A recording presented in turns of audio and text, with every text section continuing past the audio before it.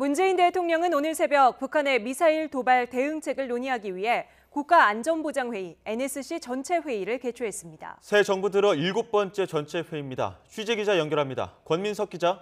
네, 청와대 춘추관입니다. 네, NSC 아직 진행 중이죠?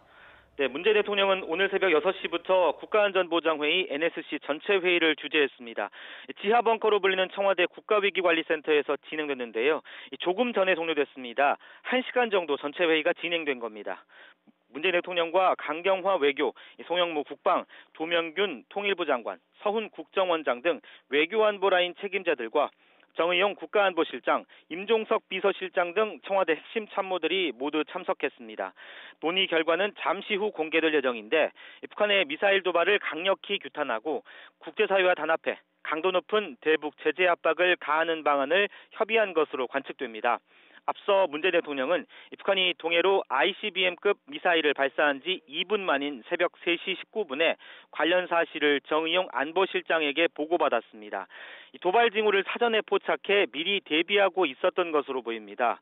정의용 실장은 5분 뒤인 3시 24분쯤 2차 보고를 냈고 문 대통령은 곧장 NSC 전체 회의를 소집을 지시했습니다. 문재인 대통령이 NSC 전체 회의를 주재한 건 취임 후 7번째로 지난 9월 24일 북한 도발의 사전 대응 차원에서 회의를 연 지 66일 만입니다. 네, 잠잠하던 북한이 무력 도발을 재개했는데 한반도 정세도 다시 급격하게 얼어붙겠죠? 네, 문 대통령과 정부는 그동안 북한의 평창 동계올림픽 참가가 한반도 평화에 기여할 것이라고 강조해왔는데요.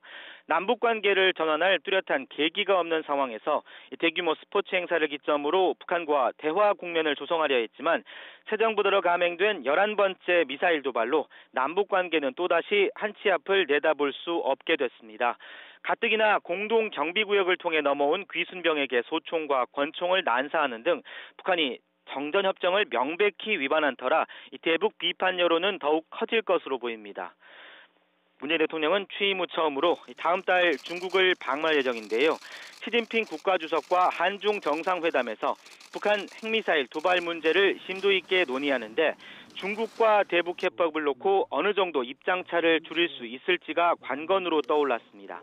지금까지 청와대 춘추관에서 YTN 권민석입니다.